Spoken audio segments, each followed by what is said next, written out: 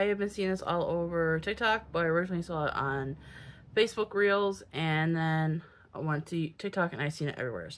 And what I'm talking about is the chaos blankets.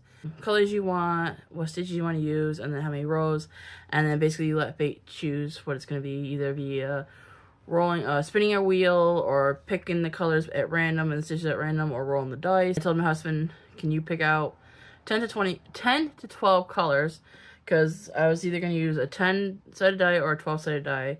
He chose 10, so we're going to use the 10-sided die. And then I chose 8 different stitches.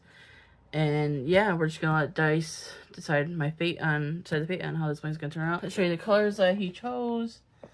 Interesting colors.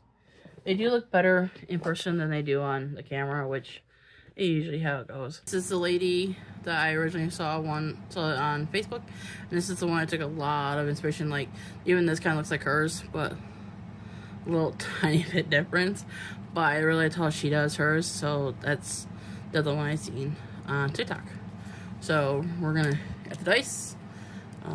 These ones, the D10 and the D8 are for my husband's collection, and this is for my collection because I don't collect dice. He does because he plays Magic the Gathering and all that fun stuff. So we're going to start with the D8 for the stitch. So we have this one. And we have a 6. So it's going to be moss stitch. And then for what color we're going to go with first. Let's try that again. We got 7. So we're going to start with purple, and then we have the moss stitch. For the moss stitch, I am not going to do 2 colors. I'm just going to keep it 1 color. And then for how many rows? 3 rows. So 3 rows, moss, and purple. Alright, let's go. Alrighty, folks. So I am just now finishing this up.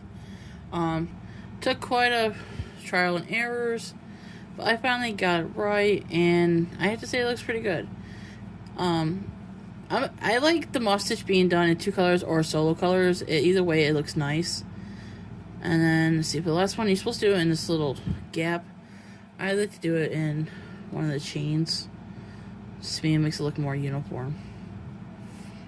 But here we are. 3 rows of the moss stitch. You see, there's 1, 2, and 3. So yeah. Part 1 completed. Catch you in the next one.